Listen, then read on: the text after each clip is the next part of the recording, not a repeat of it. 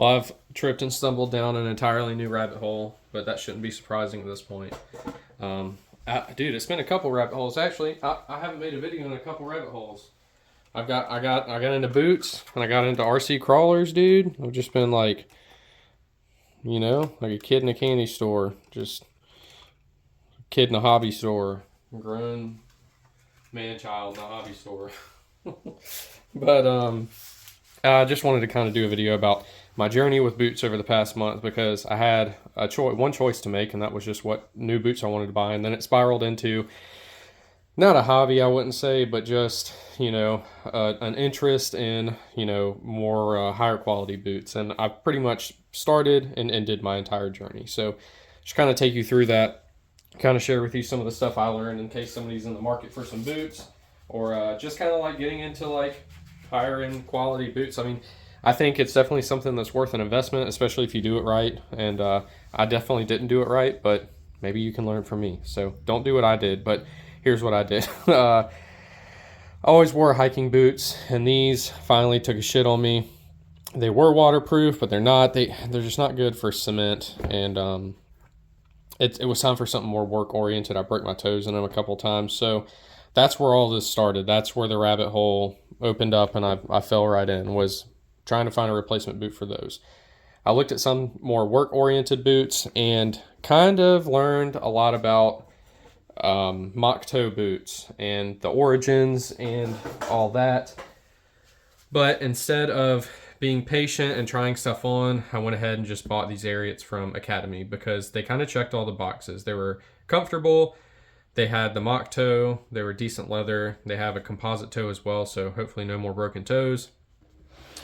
And they were not super expensive. They were like $170, which it is expensive. My hiking boots are usually $140, so I figured if those last me 6 months to a year, if these last me like a year and a half, that will be money saved, I think, if that makes sense.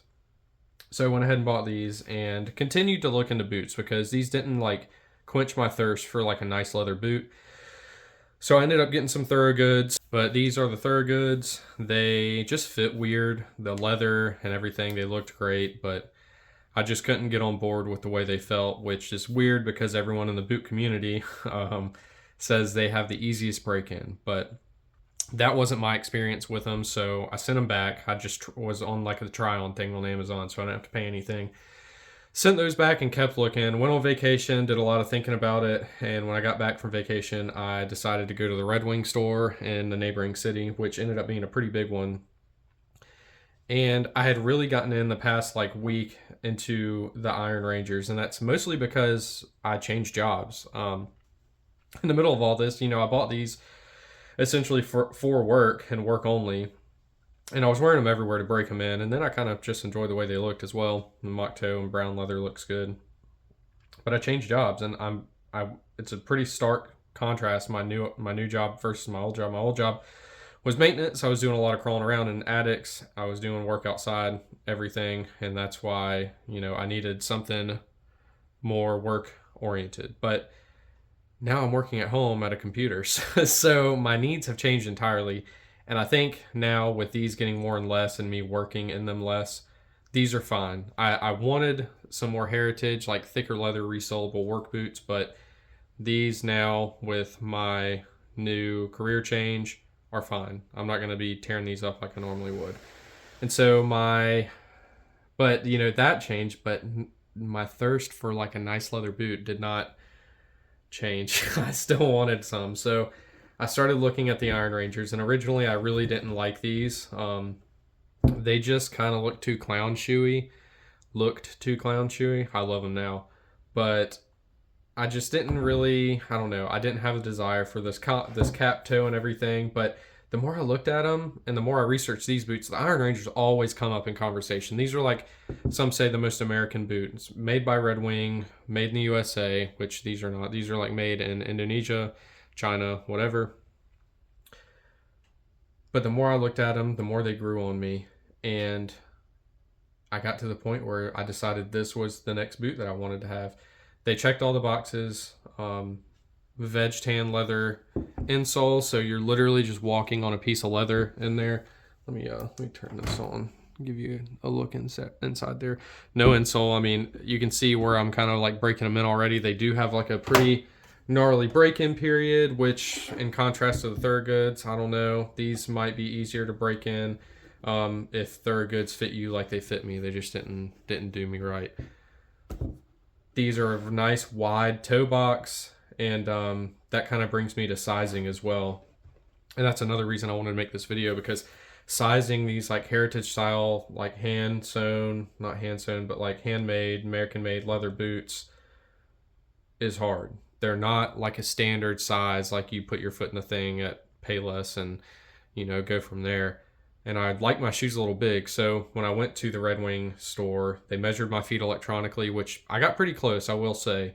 When I printed out some stuff and measured them before I went, and then compared those to their electronic measurements, and I was pretty much on the money. So you can get accurate measurements just from like printouts, but I never would have guessed that I'd be wearing a 10.5 in these. So I'm a 10.5 measurement wise, like on the Brannock scale, which is like the standard scale, and I guess what Red Wing used to measure, because that's what they measured me at on one of my foots, and he was 10.5, and then the other foot was 10. But I always size up. These are 11s, these are 11s, and these fit very different. These are really big. These are tight on me. These are 10.5s and are big on me, almost to the point they feel like that. So definitely, if you can get to a store to try on some. I got lucky. Lucky, it's an hour away, but it was a big Red Wing. They had the little shoe measure, you know, electronic shoe measure thing, which they can just measure it manually or physically too. But these fit great, and I'm really happy with them. This leather is the amber harness leather. I originally wanted the copper rough and tough, or rough and tough copper, whatever. But now, in hindsight, I'm glad I went with the amber harness, and I'm just really happy with them. They are a tough break-in. It's just you're standing on leather, a thin layer of cork, and hard rubber. So you've got to really, I've heard somebody say you're more breaking your foot into this style of boot than you are breaking the boot into your foot.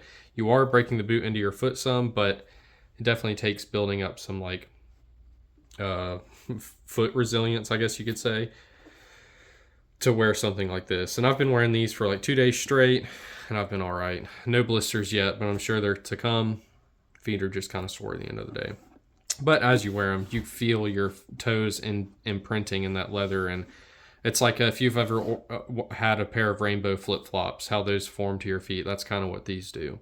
And they also smell incredible while they do it. I mean, these are just the best smelling shoes I've ever had. Like, obviously like leather, not like my feet smell good in these. The leather smells good on these boots. And you can literally smell them just sitting there. Like you're sitting at a desk or sitting in your car, and you just get that whiff of like nice, genuine, full grain leather, and it's nice. It's nice. So I think they look good. Like I said, definitely not something I saw myself wearing ever like a month ago, and now I'm in love with them. I've been wearing them, like I said, every day since I got them. It's only been a couple days, but they're already breaking in here. You can see that leather is nice and malleable, whereas like this inside isn't quite there yet. It's definitely breaking in on these outsides faster. It probably tells you something about the way I walk, but I wouldn't know. And then the tongue also is breaking in pretty well, which that's another like high pressure area that makes my feet hurt.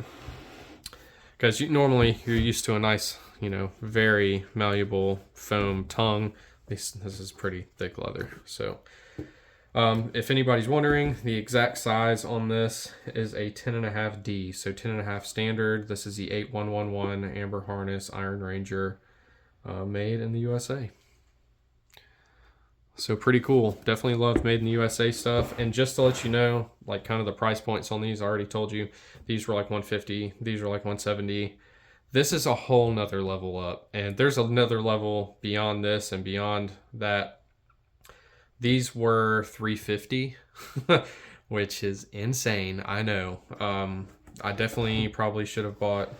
There are probably things I could have just spent my money a little wiser. I could have.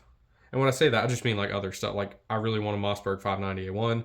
I really want a Beretta 1301 or A300. I mean, I've got a whole laundry list of stuff that would have probably made more sense to buy.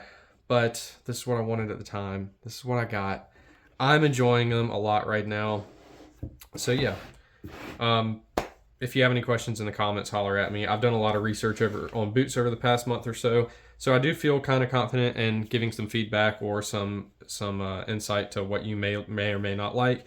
I've tried on several boots. I obviously have made some purchases, and I'm really happy with them. So definitely holler in the comments and let me know what you think. Let me know if you think I'm an idiot for spending this much money on boots in the past, month. But hey, it is what it is. It's making me happy. So what am my savings is right, and it's making me happy. What are you gonna say?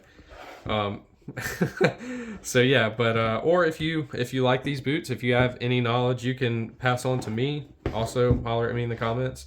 Definitely open to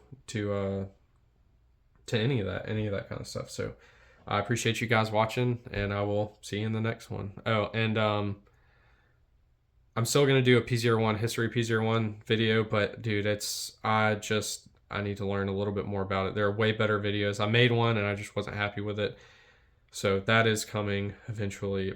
I don't know. I can't tell you when. It may be a couple months. I'm, like I said, changing careers, so a lot going on right now, but I will get back to the gun content and some history of videos that I really, really want to do and actually spend some more time doing and add some production value to. So stay tuned for that. And like I said, thanks for watching, and I'll see you in the next one.